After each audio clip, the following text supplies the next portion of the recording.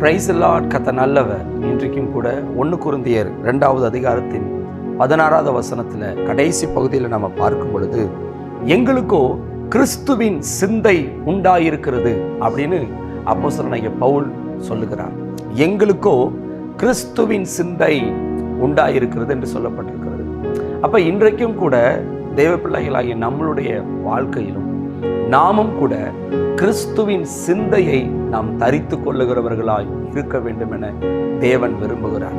இன்றைக்கும் அநேக உபதேசங்கள் கிறிஸ்துவின் வல்லமைகளை குறித்தும் கிறிஸ்துவின் அற்புதங்களை குறித்தும் அதிகமாக போதிக்கப்படுகிறதே தவிர, கிறிஸ்துவின் சுபாவத்தை நாம் தரித்து கொள்ள வேண்டும் என்பதை போதிக்கிறது கொஞ்சம் கம்மியாக தான் இருக்கு. நம்மளுடைய வாழ்க்கையில இன்றைக்கு எது தேவை என்றால், கிறிஸ்துவின் சுபாவத்தை நாம் தரித்து கொள்ளுகிறவர்களாக நாம் இருக்க வேண்டும்.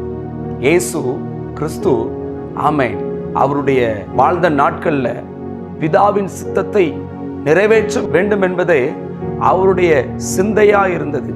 அப்ப அந்த சித்தத்தை அவர் நிறைவேற்றுவதற்கு அவர் என்ன செய்ய வேண்டுமோ அதை அவர் செய்தார் என்று நம்ம பார்க்கிறோம்.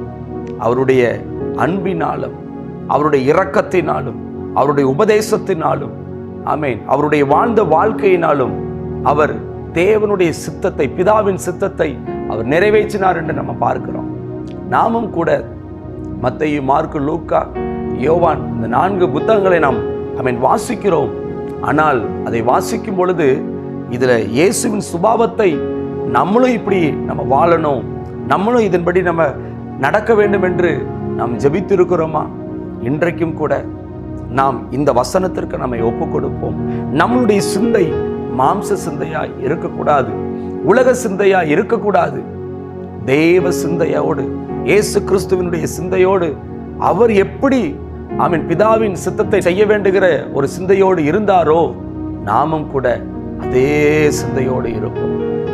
அவரை நாம் இந்த உலகத்துல நாம் வெளிப்படுத்ததான் நாம் அழைக்கப்பட்டிருக்கிறோம். தவிர நாம் எல்லோரும் நம்ம ஆசீர்வாதமா இருக்கணும், நம்ம எல்லாரும் நம்ம சுகபோகமா இருக்கணும் அப்படிங்கிறதுக்காக அல்ல. ஆசீர்வாதம் என்பது நம்மளுடைய தேவைகளுக்காகத்தான். அதனால நம்ம இந்த உலகத்துல இயேசு கிறிஸ்துனுடைய அன்பை நாம் வெளிப்படுத்துகிறவர்களாய், அவருடைய சுபாவத்தை நாம் தரித்து கொள்ளுகிறவர்களாய், அவரை போல நாம் வாழுகிறவர்களாய் நாம் இருக்க வேண்டும் என தேவ சித்தமாக இருக்கிறது. இன்றைக்கும் கூட நாம் இந்த சிந்தையை நாம் தரித்து கொள்வோம்.